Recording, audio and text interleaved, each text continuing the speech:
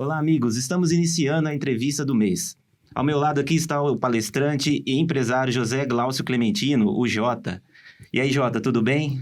Tudo bem, é um prazer estar com vocês hoje aqui e compartilhar com a galera que está aí nos ouvindo, nos vendo, né? Um pouco da trajetória do herói, que todo mundo tem a sua história, a sua trajetória de herói. Então, espero hoje contribuir aqui com vocês, a gente tenha um momento maravilhoso aqui de aprendizado, né? Juntos. Bacana, bacana. Ao meu lado aqui como convidado está o Vinícius. E aí, Vinícius, tudo jóia? Fala, Reinaldo, Jota, tudo bem? Prazer. O Reinaldo me convidou, pessoal, para eu participar dessa entrevista do mês. Não vai ser todo mês que eu vou estar aqui, mas esporadicamente eu posso vir para a gente bater um papo, né? Já aproveito para pedir para vocês aí seguirem as nossas redes sociais, porque toda semana, no mínimo um programa nós temos, né? Trazendo pessoas de Valinhos. Então, no Instagram, segue aí, dá o seguir. No Facebook, aperta o joinha, curtir. E no YouTube, se inscreve na página, aperta o sininho, porque aí toda vez que tiver um vídeo novo, vai avisar vocês, tá bom? Obrigado pela presença e vamos conversar com o Jota, grande Jota. Vamos lá. O Jota é uma pessoa que ele tem uma alegria, ele contagia muito. Ô, Jota, eu gostaria que você falasse um pouco sobre a sua trajetória, um pouco assim, bem sucinto, né? Bem rápido. A sua origem, né? Como que é o Jota garoto e como você chegou até hoje, assim, sendo uma pessoa, um empresário hoje praticamente de sucesso em nossa cidade, né?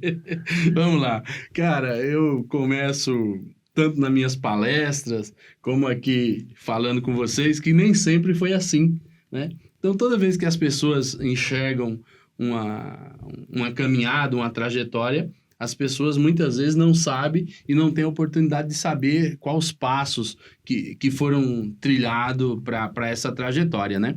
Então, eu nasci no interior da Paraíba,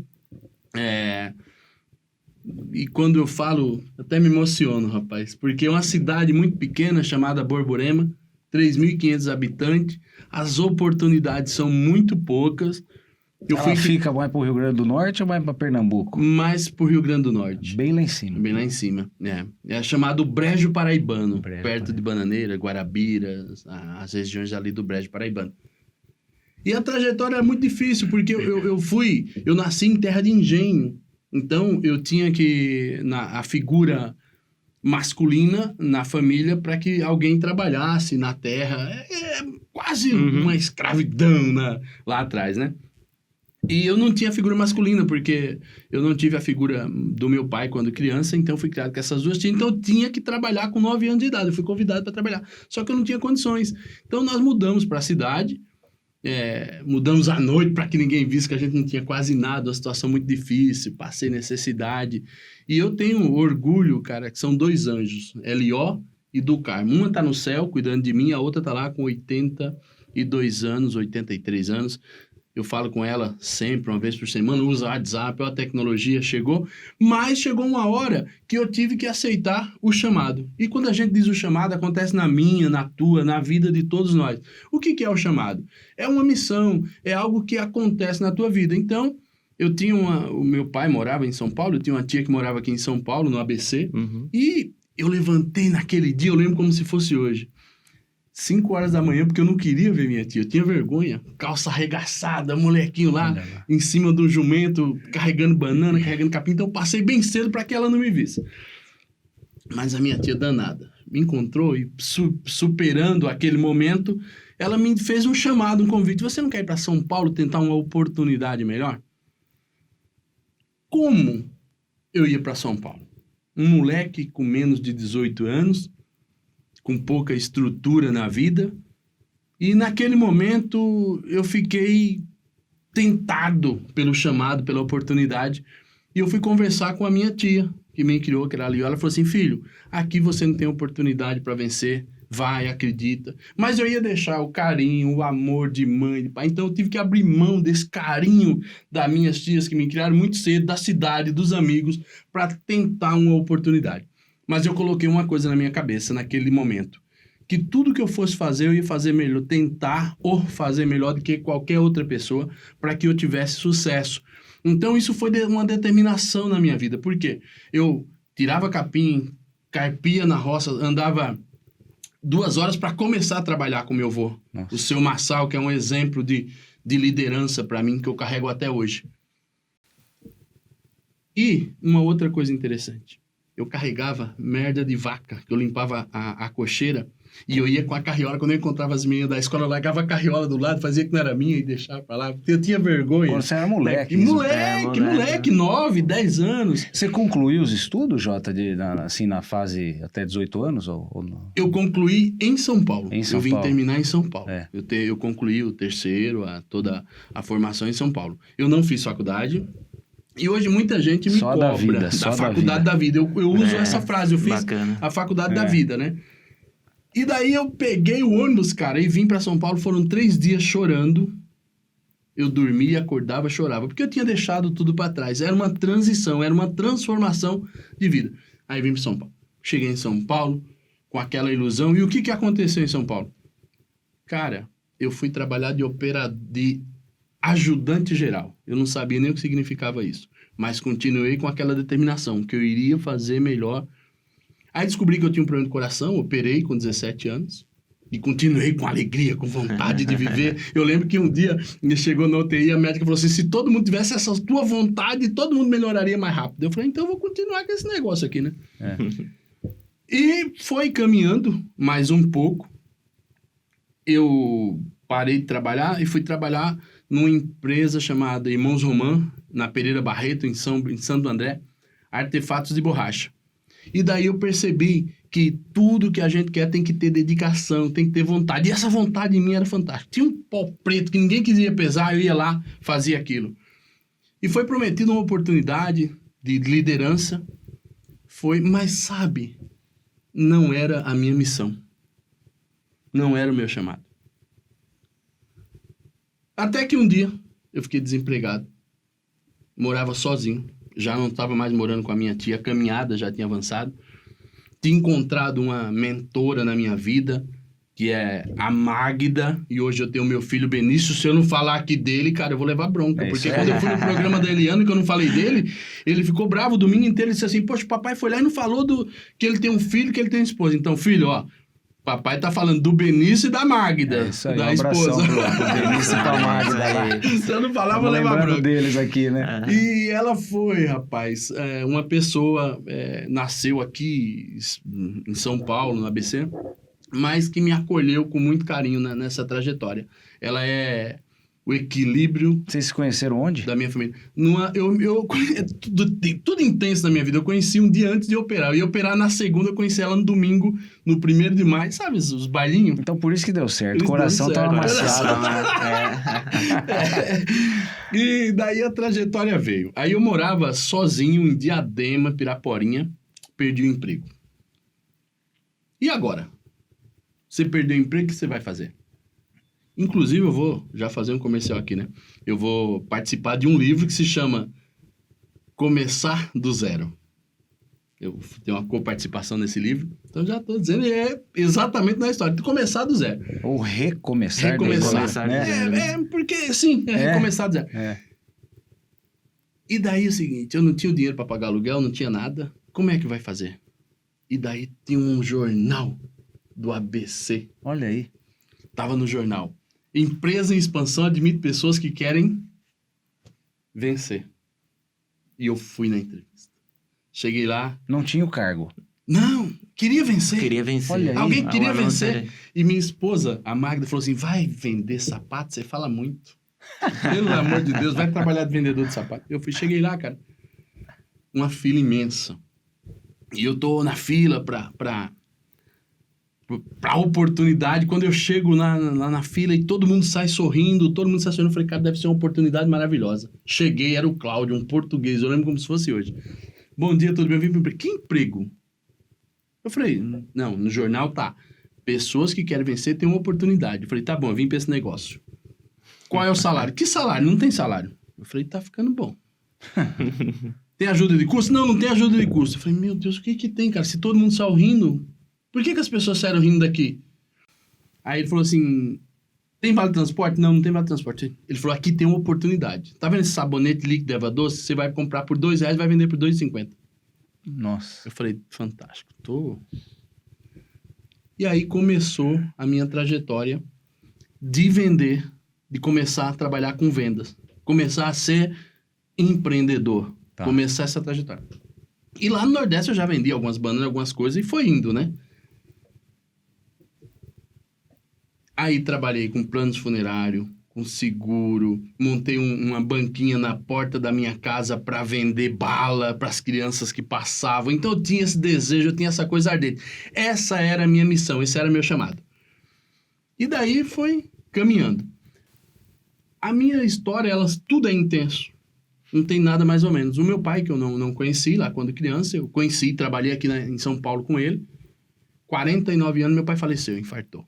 Nossa. Dia 26/3/2006, meu pai infartou. Você já estava em Valinhos aí? Não, Ainda em não. Santo André. Tava em Santo André, no Chegou ABC. em Valinhos foi quando, então? 2010. 2010. 2010. É pé de figo recente, ainda tá bem Já, tá novinho. Tá verde ainda. Já comeu muito figo aqui, Já, ô, Jota? é- Já é- conhece goiaba, Goiaba, pé de figo. E meu filho nasceu aqui, né? Então não tem referência. Pessoal, maior. o A raiz Jota tá é um aqui. cara que o escritório dele fica ali na Rua Itália, né, Jota? Isso. E às vezes, sem compromisso nenhum, mas simplesmente de sentar e tomar um café, eu paro lá e a gente fala mais de 2 horas, porque junta a fome com a vontade de comer, né? A gente fala muito, né, Jota? Exatamente. Mas é sempre um papo gostoso, né? Conta pra gente um pouquinho da sua trajetória em Valinhos aí como palestrante, coaching, né? Isso. Esse nome agora tá na moda, Tá né? na moda, né? Mas não deixa de ter Mas eu essa sou responsabilidade. dinossauro. Exatamente.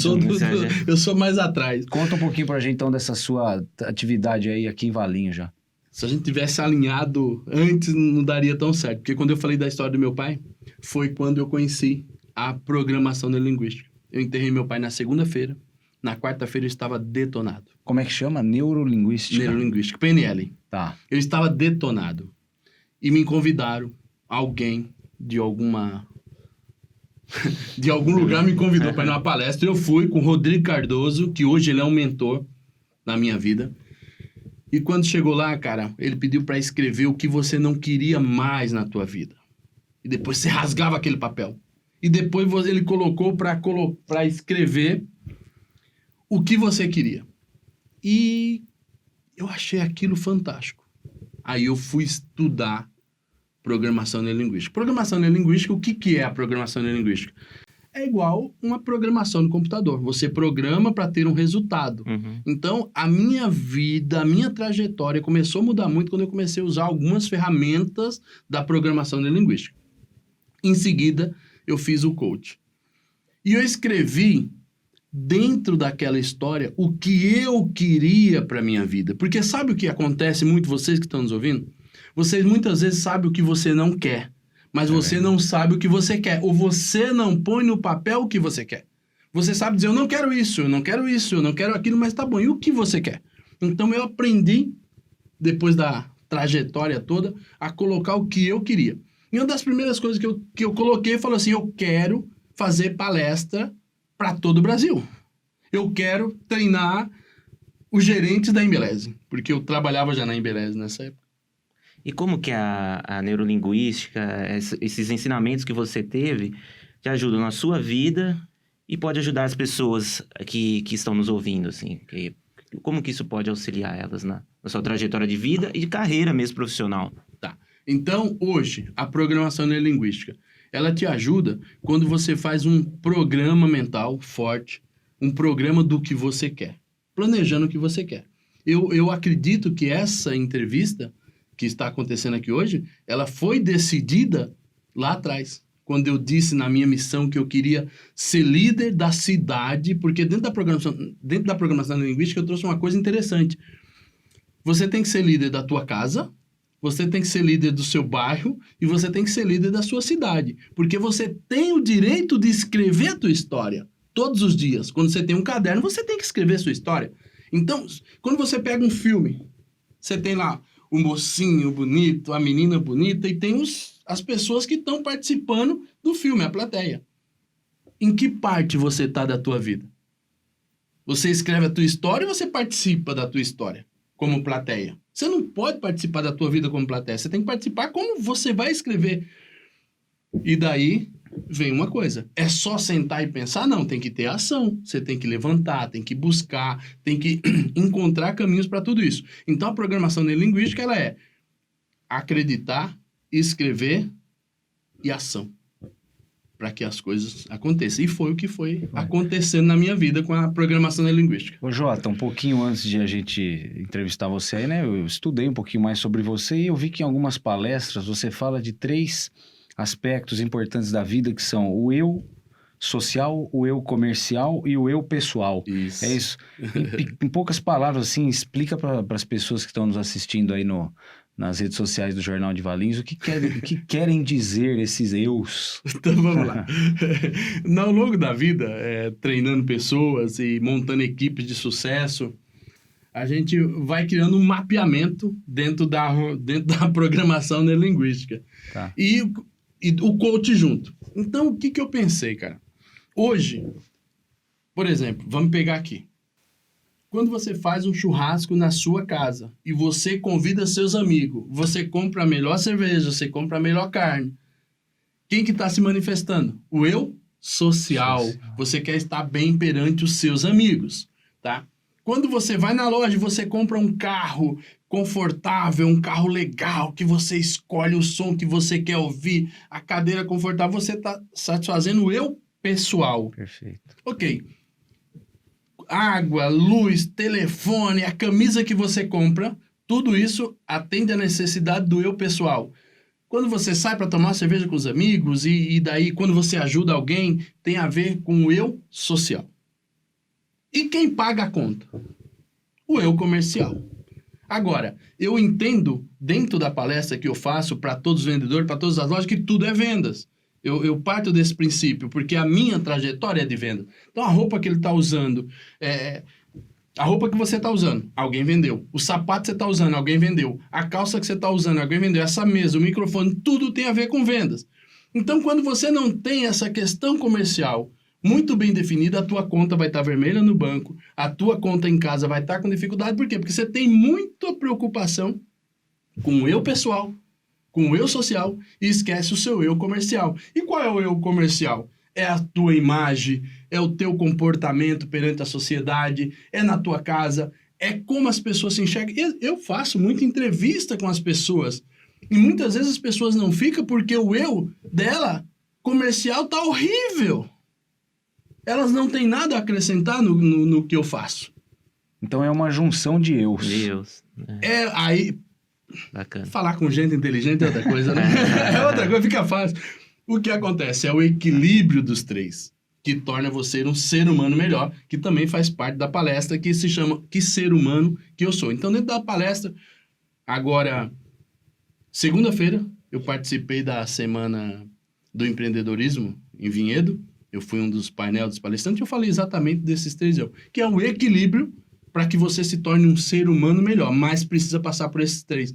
Essa camisa bonita, alguém vendeu e você comprou.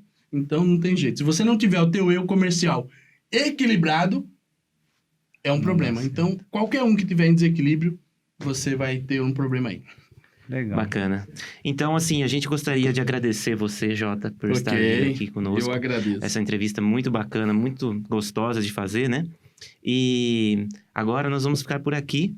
Ô, Reinaldo, faltou fazer uma pergunta pro Jota aí. Qual que é o melhor São João? Caruaru ou Campina Grande? Cara, eu vou falar uma coisa pra você. Por ter vindo tão novo de lá, eu não conheço nenhum dos dois. Parece mentira, mas eu não participei de nenhum dos dois. Eu acho que os dois Então você não tem nada de paraibano, viu, Reinaldo? Ele tá mais valiente que nós, cara. Eu acho que os dois são bons. Mais uma hora eu vou lá participar. Valeu, Jota. Bom, pessoal, não se esqueçam aí de clicar no curtir, no joinha do Facebook para seguir nossa página, curtir o nosso Instagram, né? E também se inscrever no nosso canal do YouTube, clica no sininho lá para ativar, quando tiver programa novo você vai ficar sabendo. E é isso aí. Valeu, Reinaldo, obrigado pelo convite. Obrigado, amigos. Até mais. Valeu. Valeu.